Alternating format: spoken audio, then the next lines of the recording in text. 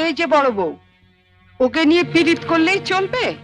এদিকে টেবিলের উপর যে এটো বাসনগুলো পড়ে রয়েছে সেগুলো মাজা ঘষা করবে কে? হ্যাঁ, কটা ঝি চাকর আছে? যাচ্ছি মা।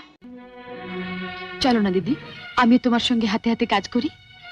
ও বাবা, কি পীড়িত রে! দেখবো দেখবো কত কাজ করতে পারো। দেখি তোমার বাবা মা কি গয়না পরিয়ে শ্বশুর বাড়ি পাঠিয়েছে। হ্যাঁ? গলার ওই দুটো সোনার না ইমিটেশন? আমার মা বাবা নেই, ছেলেবেলাতেই মারা গেছেন।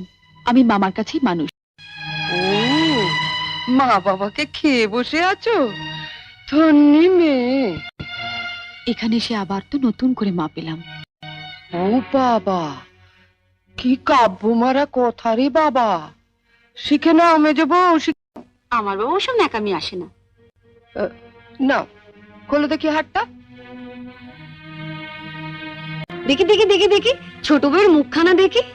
তোকে আবার কে খবর দিল? রন্টুর বউ ভাতে যাবো বলে তৈরি হচ্ছে, হঠাৎ তনু গিয়ে বলল, তা মা তোমার ছোট বউয়ের মুখখানা তো বেশ। এই দেখ তো, ওর গলার হারটা সোনার না ইমিটেশন? আমার তো মনে হয় ইমিটেশন। মা দেখেছেন আমার বিয়ের হারটা এখনো কেমন চকচক করছে? এটা তো মনে হচ্ছে না, কেমন যেন মেয়ের মারি। এটা আমার মায়ের গয়না, মা মারা যাবার সময় মামার হাতে দিয়ে গিয়েছিলেন। এই সুটকেসে আরো আছে। দেখি দেখি দেখি, সরো সরো সরো না, বাপের বাড়ি থেকে কি আনলে দেখি।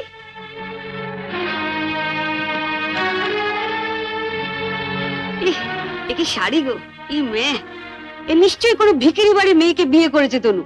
আমাদের বাড়ির ঝিয়েরাও এর কাপড় পরে না। ছি, ছি।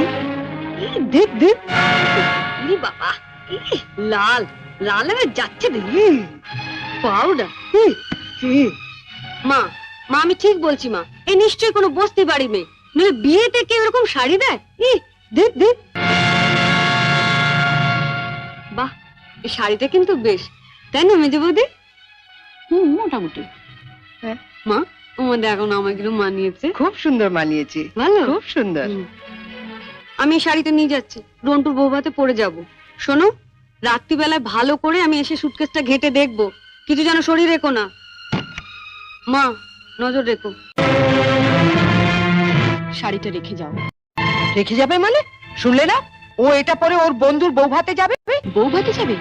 নিজের শাড়ি পরে যাক। বড়লোক বাড়ি বউ ভিকিরি মেয়ের শাড়ি ধরে টানাটানি করছে কেন? ও মা, মেয়ের কি চোপা গো! আসতে না আসতে আমি বলছি শাড়িটা ছাড়ো।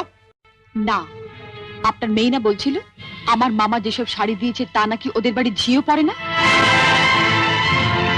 তামা, আপনি আপনার মেয়ের বিয়েতে এমন একটা শাড়িও দিতে পারেননি যেটা পরে রন্টুর বউ ভাতে যেতে পারে?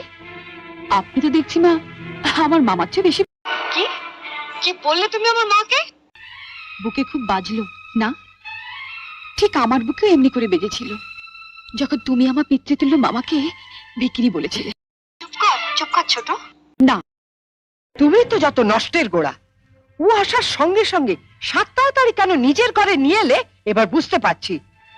এর মধ্যে ওর কানে বিষ ঢেলে দিলে। দিদি কোথায় বিষ পাবে যে ঢালবে? আপনি আর আপনার মেয়ে তো বিষের জমিদারি নিয়ে রেখে। শাড়িটা দিয়ে দে। না, আমার মামা খুব গরিব। বিয়েতে আমাকে ভালো শাড়ি না দিতে পারলেও এই শাড়িটা অনেক কষ্টে কিনে দিয়ে বলেছিলেন বাড়ির যিনি গুরুজন তার পায়ে দিয়ে প্রণাম করো।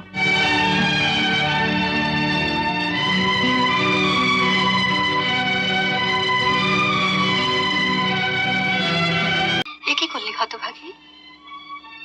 মা থাকতে আমাকে।